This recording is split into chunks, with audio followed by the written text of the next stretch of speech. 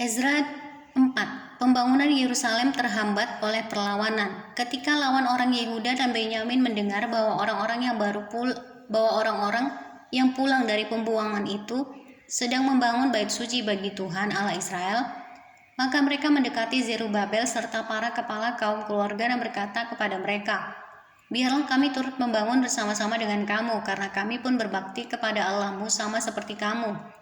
Lagi pula kami selalu mempersembahkan korban kepadanya sejak zaman Esarhadon Raja Asyur yang memindahkan kami kemari."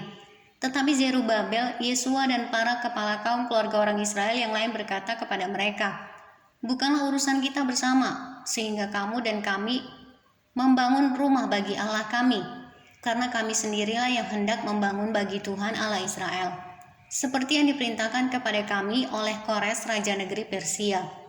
Maka penduduk negeri itu melemahkan semangat orang-orang Yehuda dan membuat mereka takut membangun.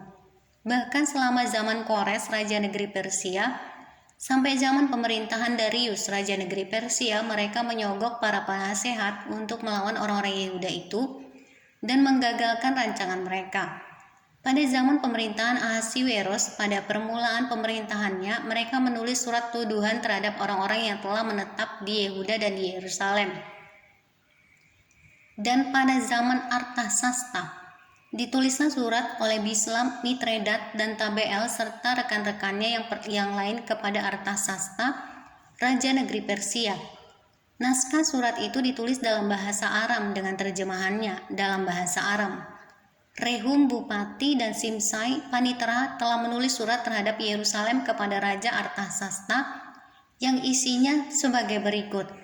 Pada waktu itu ditulislah surat itu oleh Rehum Bupati dan Simsai Panitera serta rekan-rekan mereka yang lain, para hakim dan punggawa dan pegawai-pegawai, orang Persia, orang-orang dari Erech, dari Babel, serta orang-orang dari Susan, yaitu orang-orang Elam, dan bangsa-bangsa lain yang oleh Asnapar yang agung dan mulia itu dipindahkan dan disuruh menetap di kota Samaria dan di daerah yang lain sebelah barat sungai Efrat.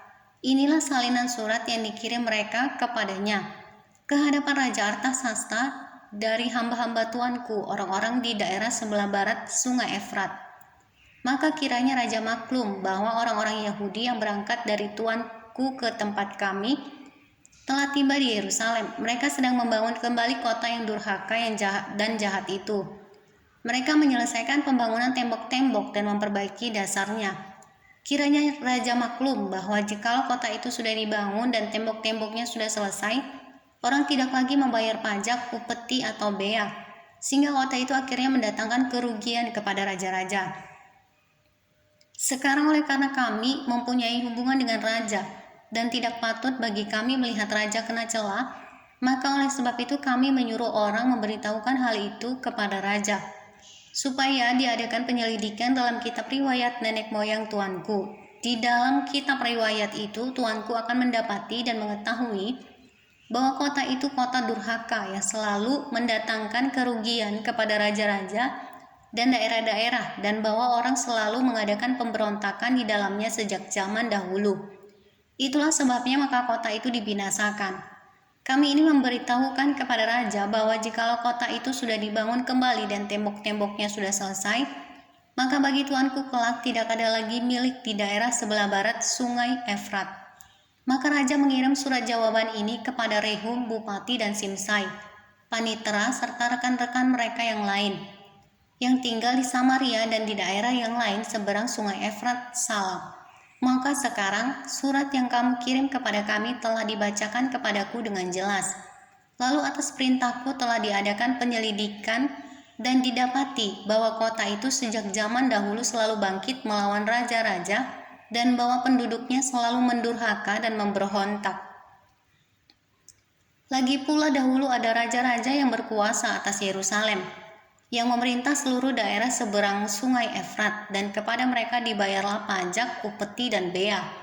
Oleh sebab itu keluarkanlah perintah untuk menghentikan orang-orang itu, supaya kota itu jangan dibangun kembali sebelum aku mengeluarkan perintah. Dan ingatlah baik-baik supaya jangan kamu perbuat suatu kelalaian dalam perkara ini. Apakah gunanya kerusakan yang menjadi kerugian raja-raja itu bertambah besar? Maka setelah salinan surat Raja Artasasta dibacakan kepada Rehum dan Simsai Panitera serta rekan-rekan mereka, berangkatlah mereka dengan segera ke Yerusalem mendapatkan orang-orang Yahudi. Dan dengan kekerasan mereka memaksa orang-orang itu menghentikan pekerjaan itu. Pada waktu itu terhentilah pekerjaan membangun rumah Allah yang di Yerusalem, dan tetap terhenti sampai tahun yang kedua zaman pemerintahan Darius, Raja Negeri Persia.